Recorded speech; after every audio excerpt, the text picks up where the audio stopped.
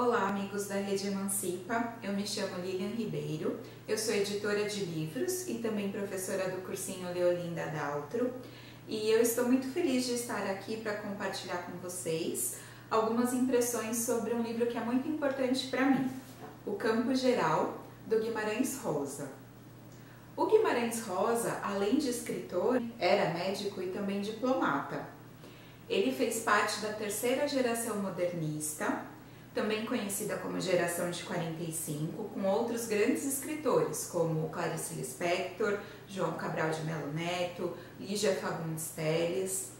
Essa geração ela ficou muito conhecida por universalizar os dramas do ser humano. E foi uma geração também muito rica, tanto na prosa quanto na poesia. Ele vai publicar O Campo Geral em 1956. Num primeiro momento, essa história fazia parte de um outro livro chamado Corpo de Baile, com mais 7 outras novelas. A novela é um gênero literário que está entre o conto e o romance, pela sua extensão, e se caracteriza pela história, pela narrativa ficar centrada em um único núcleo. Então, pensando um pouquinho no Campo Geral, qual é o núcleo dessa narrativa, É voltado para o personagem principal, que é o Miguelim, um personagem que ficou muito famoso. É uma criança de 8 anos que mora com a sua família no Mutum. Então, o núcleo do Campo Geral é a família do Miguelim. E quem são esses personagens? Então, tem o pai, a mãe, um tio que é muito importante nessa história, que vocês vão perceber ao longo da leitura. Então, o pai é o Nhobero, a mãe é Nhanina, o tio Terês, a avó do Miguelim, que é a vovó Isidra, e os irmãos, que são a Adelina, o Dito, o Tomezinho e a Chica.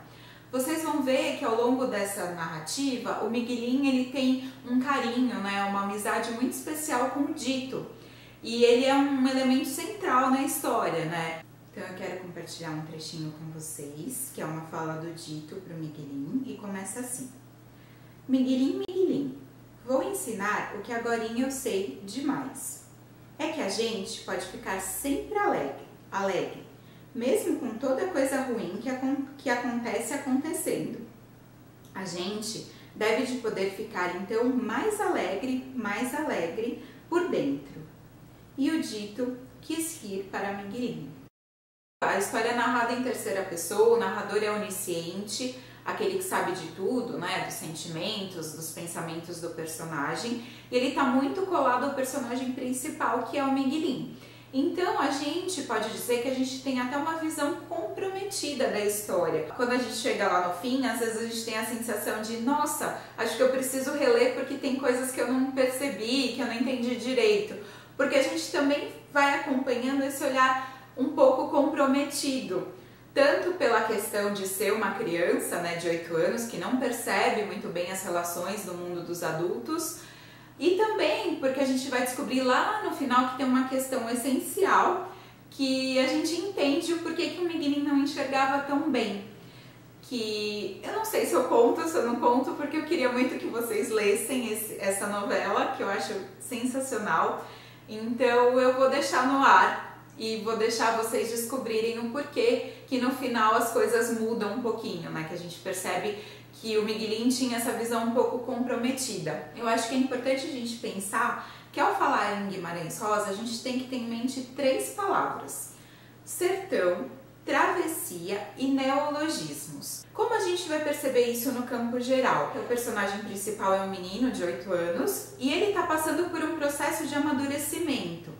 Então, ao longo desse processo, muitos acontecimentos vão arrebatar o Miguelim, alguns muito tristes, que a gente dói até o coração durante a leitura, mas que são fundamentais para o crescimento dele.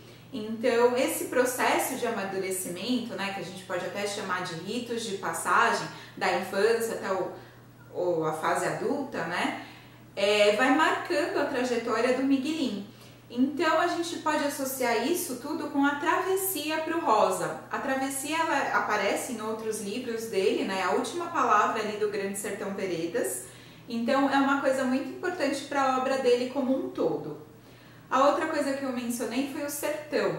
Então, onde se passa essa história do Miguelim? Ele mora com a sua família no Mutum.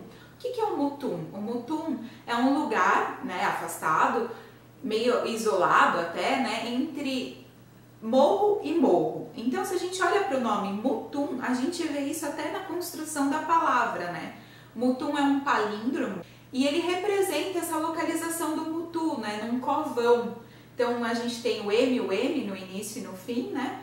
E isolando esse lugar onde vive a família do Miguelim. E o terceiro item que eu citei foram os neologismos. Por que isso é tão importante e está muito associado ao Guimarães Rosa? Porque ele era um pesquisador, digamos assim, ele era apaixonado pela língua portuguesa, ele era um conhecedor de muitas línguas e ele andava por aí, pelo sertão de Minas Gerais, anotando tudo que ele conseguia, assim, então cantigas, as falas, ditados populares, né? E ele registrava tudo isso nos caderninhos dele, que sempre o acompanhavam nessas viagens. E depois ele fazia um trabalho grande em cima disso e tentava incorporar muitas dessas falas, desses ditos populares, das histórias que ele recolheu em suas obras. Então Guimarães era um grande inventor de palavras e não só assim, inventava porque, quero inventar uma palavra, não, tudo tinha um sentido ali dentro da construção da obra, né? Então eu quero compartilhar com vocês um outro trecho que eu acho muito bonito e começa assim. Miguelim olhou, nem não podia acreditar. Tudo era uma claridade, tudo novo e lindo e diferente. As coisas, as árvores, as caras das pessoas. Via os grãozinhos de areia, a pele da terra, as pedrinhas menores, as formiguinhas passeando no chão de uma distância. E tonteava. Aqui, ali, meu Deus, tanta coisa, tudo. Então eu vou parar por aqui e eu espero que, assim como eu, vocês fiquem apaixonados por este livro, que é incrível.